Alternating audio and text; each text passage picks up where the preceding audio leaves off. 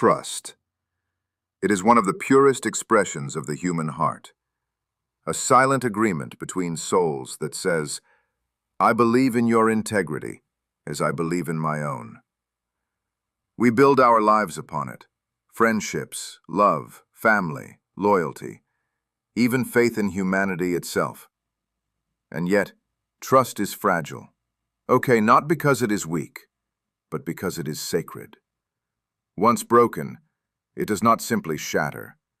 It leaves an invisible wound upon the spirit, a quiet hesitation where openness once lived. We live in a world that romanticizes loyalty, that praises endurance, and preaches forgiveness without limits. But few stop to ask, what happens when trust becomes a weapon turned inward? What happens when your goodness becomes the very thing that destroys your peace? The Stoics understood this, and this reflection is not about bitterness, nor is it a call to build walls around your heart. It is an invitation to rebuild your understanding of trust, not as blind surrender, but as conscious alignment. It's about seeing trust as a sacred act that must be rooted in discernment, awareness, and balance. For as Marcus Aurelius reminded himself, as you listen to this reflection, allow yourself to look inward. Ask where your trust has become servitude, where your loyalty has turned into exhaustion, and where your kindness has slipped into self-neglect. For the Stoic path is not one of endless endurance. It is one of wise participation. To live wisely is to trust deeply, but with your eyes open. If you're ready to cultivate this clarity, 1. The sacred nature of trust. Trust in the Stoics viewed trust as a rational act, not an emotional gamble. Marcus Aurelius, in his Meditations, often reminded himself that human nature is fallible, that people will lie, betray, or fail, not because they are monsters, but because they are human. His advice was not to withdraw trust altogether, but to temper it with understanding, to expect imperfection without growing bitter, to trust what is stable, a person's actions, not their promises, your response, not their behavior. To trust wisely, then, is to remember that even good intentions can falter under pressure. A Stoic trusts with compassion, but protects with reason. They do not demand perfection, but they do require alignment. They recognize that blind faith in the wrong person or cause is not loyalty, as it is self-harm dressed as virtue. In my own journey, I learned that misplaced trust often grows from an unexamined hope, a belief that if I give enough, care enough, or endure enough, others will rise to meet me. But the Stoics would warn against this illusion. As Epictetus said, when you are offended at any man's fault, turn to yourself and study your own failings. Then you will forget your anger. In other words, trust is not about controlling others' integrity, but about mastering your own expectations. To trust with wisdom is to release the need for certainty and replace it with awareness.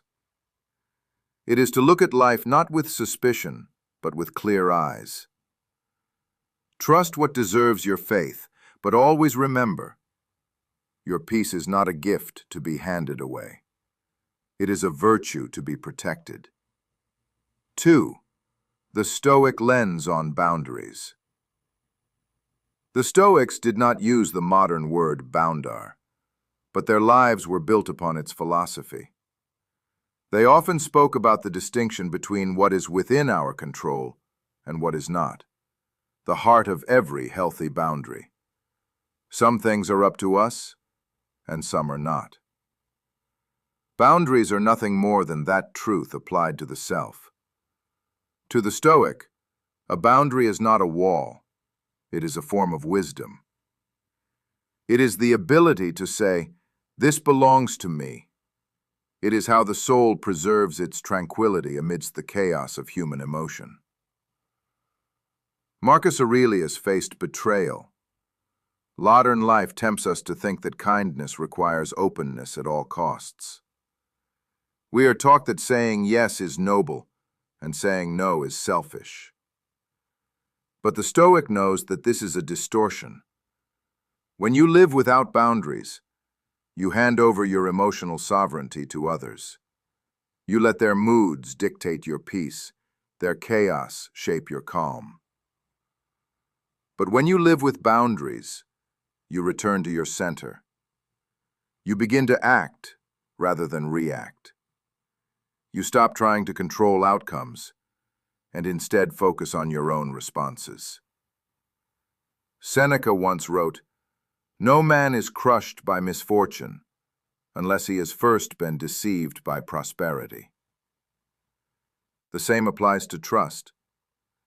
No one is destroyed by another's betrayal unless they have first given away their boundaries. The Stoic lesson is simple. Trust people as they are, not as you wish them to be. Keep your compassion, but never trade it for your self-respect.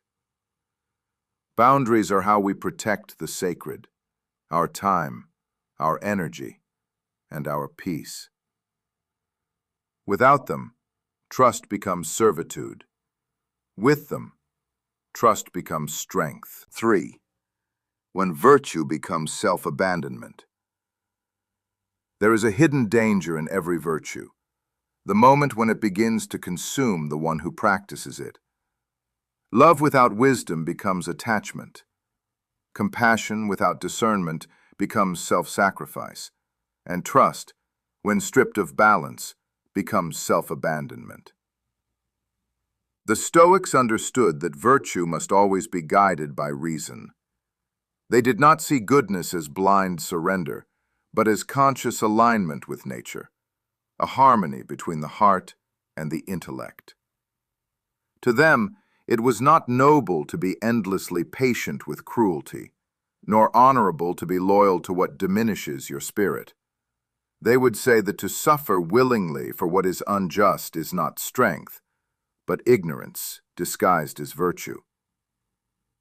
In my own journey, I once believed that being good meant being endlessly forgiving, endlessly understanding, endlessly open. I thought patience meant silence, and compassion meant compliance. But over time, I saw the quiet truth, that by excusing the harm others caused, I was slowly erasing myself. Every time I chose peace over honesty, every time I stayed silent to keep someone else comfortable, I betrayed the very peace I sought to protect. Marcus Aurelius reminded himself, "Waste no more time arguing what a good man should be. Be one." To be good, in the Stoic sense, is not to please others. It is to live in accordance with truth. And truth requires clarity. It demands the courage to see when your kindness has become a cage. Virtue without wisdom is self-destruction in disguise. When you give endlessly to those who only take, when you forgive without reflection, when you stay loyal to pain, you are not practicing virtue. You are abandoning your self-command. The Stoics taught that we must care deeply, but not be consumed. We must give, but never dissolve. True virtue is disciplined compassion, love that does not neglect the self, forgiveness that does not invite more harm, trust that knows when to step back. It is the art of the middle way, where kindness and reason coexist, where mercy does not replace justice, and where the soul remains intact, even in love. You do not owe anyone your exhaustion, your silence, or your brokenness in the name of goodness. To live virtuously is not to disappear into others. It is to remain whole in your giving. For when your virtue begins to cost your peace, it ceases to be virtue and becomes surrender. 4. Boundaries as an act of wisdom. Boundaries are not walls built from fear. They are structures built from understanding. They are the architecture of peace. A boundary is not a rejection of love. It is a refinement of it. It is love in its mature form, love that knows how to protect without closing, how to care without collapsing. The Stoics taught that reason must govern every part of life, including relationships. Seneca wrote that a wise person gives as much of themselves as they can, but never more than they should. In his view, generosity without moderation becomes exploitation. To love well, one must first know where the self begins and ends. That line, the invisible border between what belongs to you and what belongs to others, is what we now call a boundary. Marcus Aurelius faced this truth daily as emperor. He could not please everyone, nor should he try. His duty was to live in accordance with virtue, not in accordance with approval. His journals reveal a man constantly reminding himself to remain steady, to let others act as they will, but to guard his own response. In this we see the Stoic foundation of boundaries. You have power over your mind, not outside events. Realize this, and you will find strength. When you begin to set boundaries, you are not withdrawing from the world. You are entering it with greater clarity. You begin to see that saying no is not hostility. It is alignment. You begin to understand that protecting your peace is not selfish. It is sacred. Each time you draw a boundary, you are not shutting people out. You are showing them how to meet you with respect. In my own reflection, I learned that boundaries were not barriers to connection. They were the conditions for it. Without them, my relationships were built on imbalance, moments of resentment hidden beneath forced smiles. With them, I learned the grace of honesty. I learned to give without losing myself. I learned to love without fear of disappearance.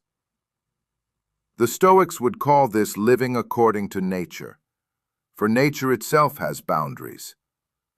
The ocean stops at the shore, the seasons obey their cycles, and the sun yields each night to darkness. There is balance in everything wise, and chaos only in what ignores its limits. So too with the human spirit. Without boundaries, it floods. With them, it flows. To set a boundary is not to say, I do not care about you. It is to say, I care about both of us enough to stay in truth.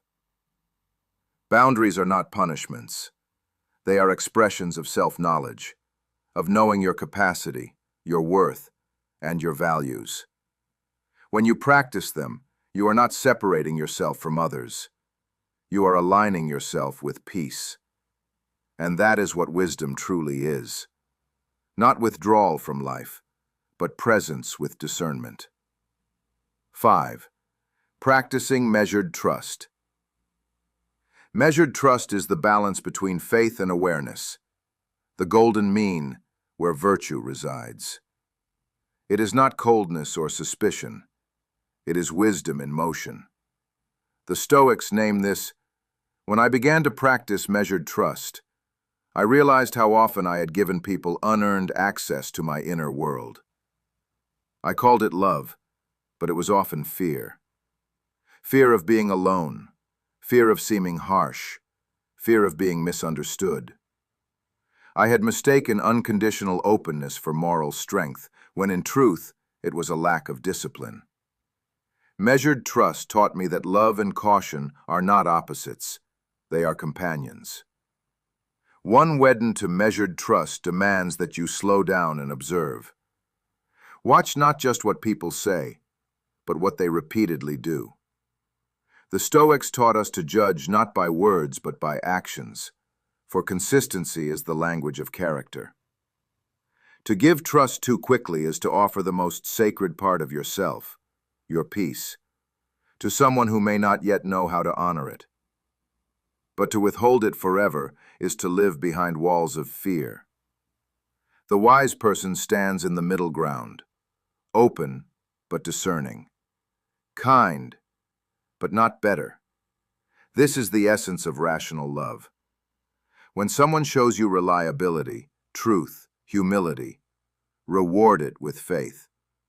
But when they reveal instability, deceit, or disregard, accept it without resentment. Do not punish them. Simply adjust your level of access. Measured trust is not about control. It's about calibration. It is how the Stoic soul maintains serenity amidst uncertainty. Remember, to trust others, you must first trust yourself. You must trust that your intuition is not paranoia, but intelligence. Trust that your boundaries are not walls, but wisdom made visible. Trust that walking away from chaos does not make you unkind. It makes you conscious. The one who practices measured trust does not live in fear of betrayal, because they no longer betray themselves to avoid it. Measured trust is not about the world proving its worthiness to you. It is about you proving your steadiness to yourself.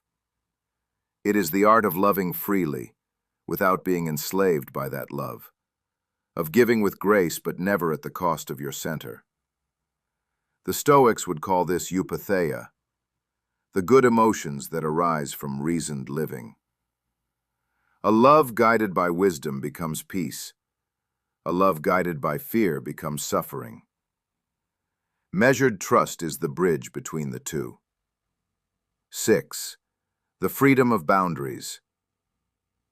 Freedom is not the absence of connection. It is the presence of control over what touches your spirit. The Stoics sought not escape from life, but mastery within it. Boundaries are the architecture of that mastery, the invisible framework that keeps the soul upright amidst the storms of human interaction. When you learn to build and honor them, you move from survival to sovereignty.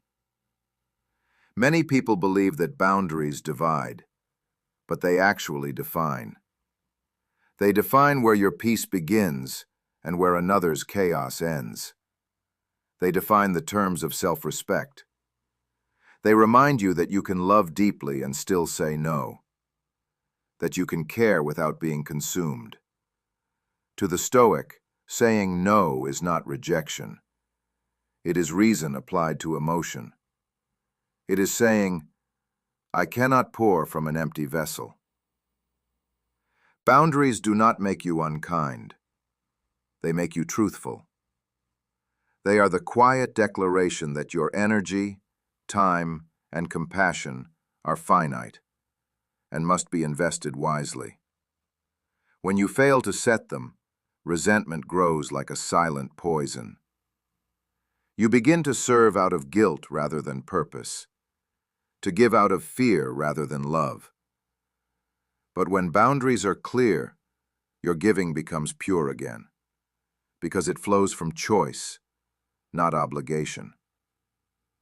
Marcus Aurelius often reminded himself to remain unshaken by the actions of others. That is the heart of boundaries.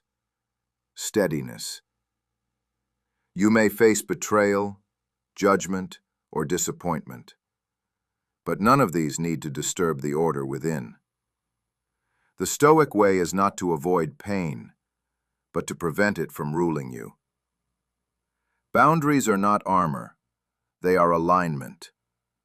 They keep you centered so that no storm, no relationship, no expectation can uproot your sense of self. Freedom, in its purest Stoic form, is the ability to remain inwardly tranquil, no matter how the world behaves. and that tranquility is impossible without boundaries. You cannot control others, but you can decide what you will allow into your mental citadel. You can choose silence over reaction, distance over drama, calm over chaos. Each boundary is an act of self-governance, an echo of the Stoics' deepest belief that peace is an internal art, not an external gift. When you live by this principle, something miraculous happens. The weight of people's opinions lifts. The noise of expectation fades. The compulsion to prove, to please, to justify dissolves. You no longer measure your worth by how much you endure for others, but by how faithfully you honor your own values. That is the kind of freedom no one can take from you. The Stoic does not retreat from life. They refine their participation in it. They choose carefully what they give attention to, what they allow near, what they let pass through. This is not coldness, it is clarity. When your peace becomes your compass, every relationship, every decision, every step forward becomes deliberate. You are no longer pulled by emotion or guilt. You are guided by reason and purpose. Boundaries are not barriers, they are bridges. Bridges that lead you back to yourself. They turn pain into perspective and relationships into choices.